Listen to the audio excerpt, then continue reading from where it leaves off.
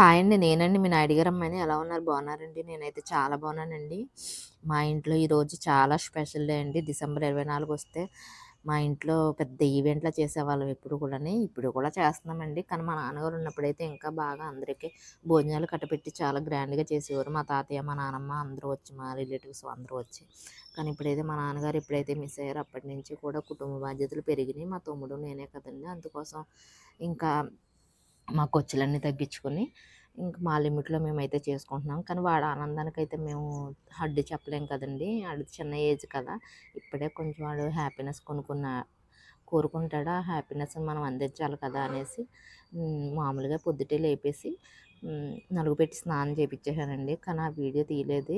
తీస్తాననంటే నన్ను అందరి ముందు ఎక్స్‌పోజ్ చేస్తావా అని అడిగాడు. చాలా పెద్ద మాట అన్నాడనేసి నేనింకా సర్లే సర్లే వద్దులే అనేసి వీడియో అయితే తీయలేదు. ఇంకా హెడ్ బాత్ అయితే చేపిచ్చేసి దేవుడి దగ్గర ఇంట్లో అయితే పూజ చేపిస్తామండి. డైలీ ఇంట్లో పూజ ఉంటది మా ఇంట్లో. ఇంట్లో అయితే పూజ చేపిచ్చేసిన తర్వాత మా ఇంటి పక్కనే శివాలయం అండి.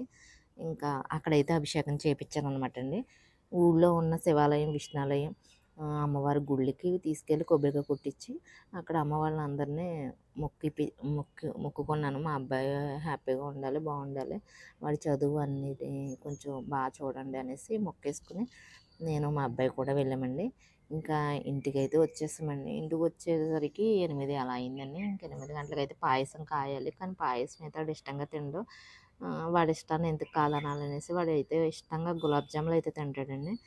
గులాబ్ జాములు అయితే చేశాను. ఇంకా వాడు మారం చేయకుండా స్వీట్ అయితే నోట్లో పెట్టేసుకొని తినేసాడు.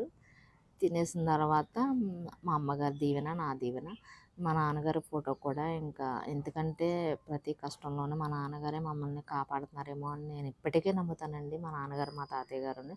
మా నాన్నగారికి, మా తాతయ్య గారికి కూడా నమస్కారం చేపిచ్చేసిన తర్వాత మా అమ్మగారికి నమస్కారం చేపిచ్చి నేను కూడా నా కాళ్ళకి కూడా దండం పెట్టాడు. మా తమ్ముడికి కాళ్ళకి కూడా దండం పెట్టాడండి. మా ఇంటి పక్కన ఉన్న పెద్దవాళ్ళకి కూడా దండం పెట్టించాను. ఇంకా ఏటీఎంలో డబ్బులైతే తీసుకోవటానికి వచ్చామండి. ఆయన వెళ్ళి దగ్గరండి మాకు. వినాయకుడి గుడికైతే తీసుకెళ్దామనేసి రెడీ అయితే 10 గంటలకు బయటకొచ్చాము.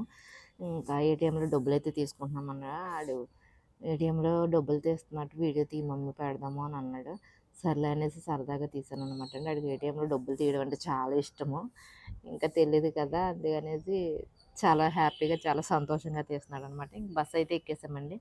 బస్ జర్నీ పడదు కొంచెం, కానీ దగ్గరే కదా అనేసి బస్ మీద అయితే వెళ్ళిపోయామండి. ఎందుకు అంత అంటే పక్కనే మా నానమ్మ వాళ్ళ ఊరు ఉంటుంది. అక్కడ కూడా వెళ్ళాలండి. దానికోసం ఇంకా బస్ మీద అయితే వెళ్ళామనమాట.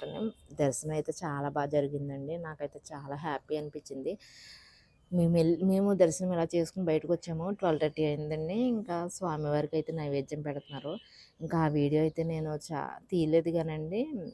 చాలా అంగరంగ వైభవంగా వాయిద్యాలతో ఆయనకు ఫుడ్ పట్టుకొచ్చారు. చాలా సంతోషం అనిపించింది. ఆయన ఫుడ్ పట్టుకురావడం టైంలో మేము చూడడం అనేసి చాలా మంచిది కూడాను.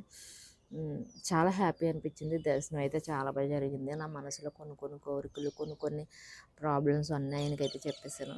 మా అబ్బాయిని అడిగాను ఏం చెప్పావా అని అడిగితేనే, కానీ చెప్పకూడదు బయటికి, కొన్ని చాలా అడిగాను అని అన్నాడు.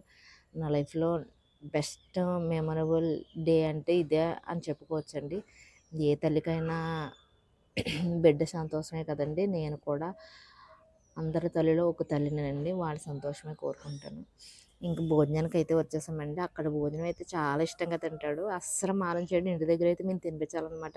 10 ఇయర్స్ వచ్చినా సరే ఇంకానే. ఇంకా చిన్నపిల్లోడే కదండీ! అక్కడ ఒక్కడే కదండీ! అందుకోసం మేమేమంత ఇసుక్కోము, తినిపిస్తాము.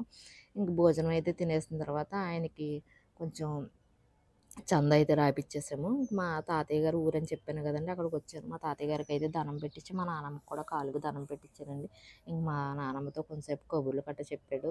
మా నానమ్మని ఆట పట్టించాడు. చూడండి ఎలా ఆట పట్టిస్తున్నాడో. మా నానమ్మ ఏవేవో చెప్తుంది ఆడికి. బాగా చదువుకో అమ్మ అది ఇది అని చెప్తుంటేనే ఊ అని అలా ఆట పట్టిస్తున్నాడు. ఇంటికొచ్చేసిన తర్వాత చిన్నగా కేక్ కటింగ్ అయితే చేపిచ్చాను. డెకరేషన్ గట్టా చేపిచ్చలేదండి. ఎందుకంటే కొంచెం మా ఇంట్లో కొన్ని డిస్టర్బెన్సెస్ ఉన్నాయి. మా మేనల్లుడికి కొంచెం హెల్త్ బాలేదు. దానికోసం డెకరేషన్ గట్టా ఏం చేయకుండా వాడి సంతోషానికి అడ్డు లేకుండా చిన్నగా కేక్ కటింగ్ అయితే చేపించానండి. ఇదే అండి ఈరోజు వీడియోస్.